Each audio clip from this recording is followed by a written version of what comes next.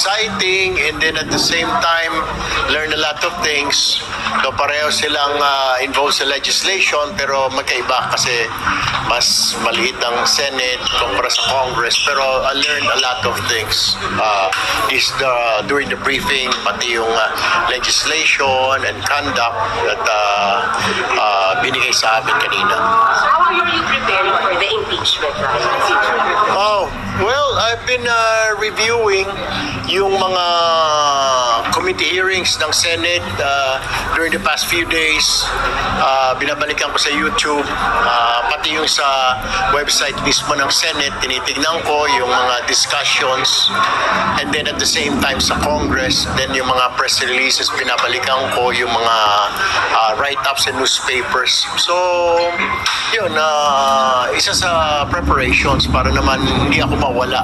Ibig sabihin, in step ako what's happening right now. Alam ko, binalik na Senate sa Congress yung impeachment. So, and what I heard, ay babalik din ng Congress kaagad dito sa Senate. Pero I don't know, may rule tayo na 1-year rule. I don't know how they will do that. What can we expect from you, sir, as a new senator judge? This is your first time po to be a senator judge in the impeachment. Ano po expect mo tao sa inyo? Well, I'm trained as a journalist, di ba? We're on evidence-based when we do our stories, di ba? Statements on both sides.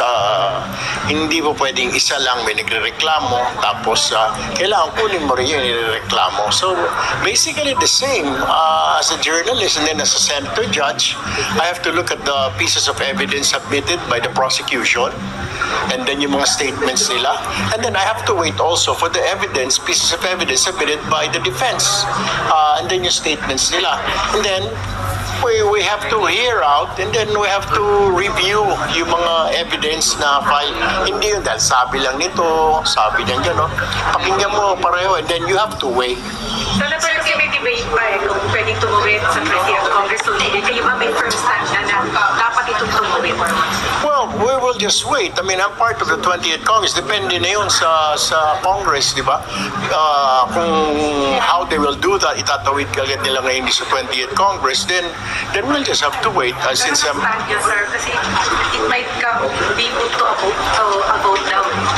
vote sa Senate. Magka-trial kayo o hindi, o depende sa pananaw ng 20th Congress kung pwede o hindi. Well, it depends kung anong sasabihin ng mga kasama na majority ng grupo sa 20th Congress and Senate. Kung pagpuputuhan nila or what. Did you say you are prepared for the impeachment already? Yeah, ma'am, I'm preparing. Kasi part yun ng constitutional duty ng isang senator. So, whether we like it or not, kung ako tatanungin mo, it will take so much time instead of focusing legislation. And I'm sure people may ibang grupo na ayaw nila, pero nandyan na yan so I guess we have to do our job.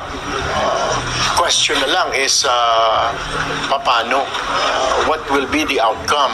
So depende pa rin doon sa mga evidence na will be submitted by the prosecution and then yung mga counter affidavits ng defense. So depende pa rin. So kayo, sir, gusto niyong matuloy sa 20th? You're of the belief na dapat ituloy nga siya sa 20th? Sa akin lang naman, tinitignan ko yung mga tao, binabasa ko, hati May mga nagsasabi na, bakit pa itutuloy yan? Sayang yung oras. May mga nagsasabi na, no, let's hear it. We want to hear. Ano ba talaga? Meron ba? Sa akin naman, kung ako tatanungin personally, why not? Why not? Then, kung it's the VP is not guilty, then so be it. Then let's dismiss the case, di ba? Bakit natin pipilitin kung hindi siya guilty, di ba? Meron siya mga evidence, statements na will say so na she's innocent, di ba? She's not guilty. Pero kung the evidence will really didiin siya doon, then you don't have a choice. So, nandiyan kailangan some people or half of the population yata wants to hear ano bang meron dyan, totoo ba o hindi, di ba? Yung kaiba naman sayang ang oras. So dapat, sir, dapat dinggin sa 20th Congress, at least yung stand yun. Yeah, stand ko, dinggin na lang. As sa Congress and para ilatag natin sa tao, di ba? Para mawala din yung agam-agam. I believe even the camp of the PP wants na, sige, we're ready, we'll fight. We're not hiding anything. Parang ganun yung message ng Office of the VP. We have nothing to hide. So why? Eh, ganun din ako. If there's nothing to hide, then let's go. Let's go on. Di ba?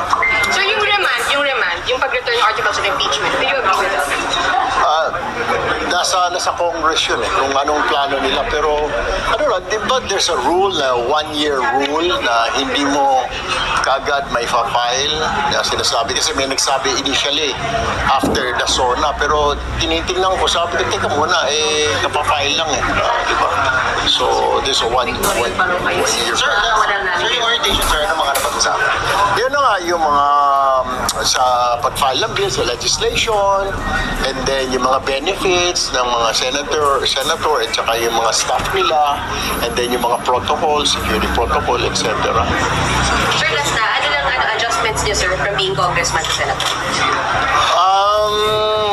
From being a congressman to senator, dati deputy majority leader ako for communications. Dito, hindi ko alam. Siguro, ang depende kung anong Senate tayo mailalagay. Pero wala naman. Basically, adjustment. Wish list. Nasa wish list ko yung social justice and welfare. Yung parang sa DSWD. Kaysan Amy ngayon? Hindi. Nandun si Madam. Siguro, hingin na lang ako maging vice chair niya. Okay. Yun ang hingin natin. President, sino yung mga kumakausap sa inyo asking for support? Yeah, dalawa. Si Senator Cheese at saka si Senator Tito Soto. Pero ngayon, tumigil na Baka may napili na sila. And you gave your support to kanino, sir? Wala Nagbakasyon ako Hindi pa ako binabalikan. Mamaya mag-uusap kami ni Sen. Rapi. Susundan ko lang siya kung sinong gusto niya. Okay. Kung gusto niya si Tito Soto, disobey. Kung gusto niya si Senator Cheese na yun. Pero sir, hindi kayo black voting ni Senator Rami, hindi naman. Ano? Black voting, isang vote. Depende. Kung ano ilalatag dyan, kung ano bang, I still have to weigh. Ano bang meron dito kay Senator Cheese? Ano bang mga panindigan nito? Ganon din kay Senator Tito Soto. Narinig ko na kay Tito Soto, nung kasama ko siya ng eleksyon, ay mga panindigan niya. Sa motion na sumasang-ayon sa desisyon ng Korte Suprema sa impeachment case laban kay Vice President Duterte. Ito po ay hindi sa gusto kong iligtas ang Vice Presidente, kundi dahil malinaw ang sinasabi ng ating batas at mas malinaw pa ang desisyon ng Korte Suprema na ito po ay labag sa konstitusyon. Alinsunod po sa 1-year bar rule, hindi maaaring magsampa muli ng impeachment complaint ng 1 taon matapos ang naunang reklamo. Ayon po sa kataas-taasang hukuman, ito ay nalabag. At bilang mambabatas, hindi ako pwedeng pumikit na lang sa harap ng isang tahasang paglabag sa ating saligang batas. At para saan o ano pa ang saysay ng panunumpa natin noong nakarang linggo sa tungkulin na nakasaad doon na that I will protect and defend the Constitution kung ito ay susuwin lang naman natin. Ngunit linawin ko ito. Ang boto kong ito ay hindi para i-absuelto si VP Sara Duterte.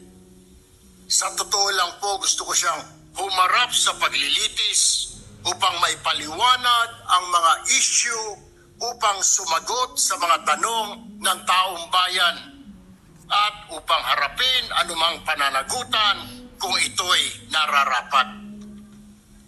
Dahil ang paninilbihan sa taong bayan ay hindi po pribilehiyo, kundi isa ring pananagutan.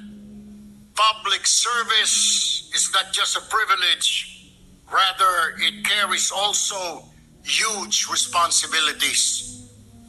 Sa loob po ng mahabang panahon, nasanay na ang ilang matataas na opisyal kapag may kapangyarihan, may lusot.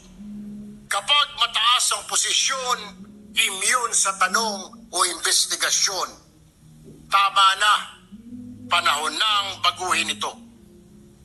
Kung tunay po na walang kasalanan si VP Duterte, dapat siya mismo ang manguna sa pagbubukas ng lahat ng dokumento, paggamit ng budget at mga hakbangin niya bilang pangalawang Pangulo at kalihim ng DepEd. Walang dahilan para umiwas kung malinis po ang konsensya. Ang boto kong yes ay hindi pagtatanggol sa kanya kundi pagtatanggol sa legalidad ng proseso. Hindi po ito ang wakas. Kung may basihan at sa tamang panahon, hindi po ako magdadalawang isip na suportahang muli ang isang lehitimo at makatarungang impeachment. Dahil ang pamahalaan po ay para sa taong bayan, hindi po para sa iilang nasa puder. Maraming salamat at mabuhay po ang sambayanang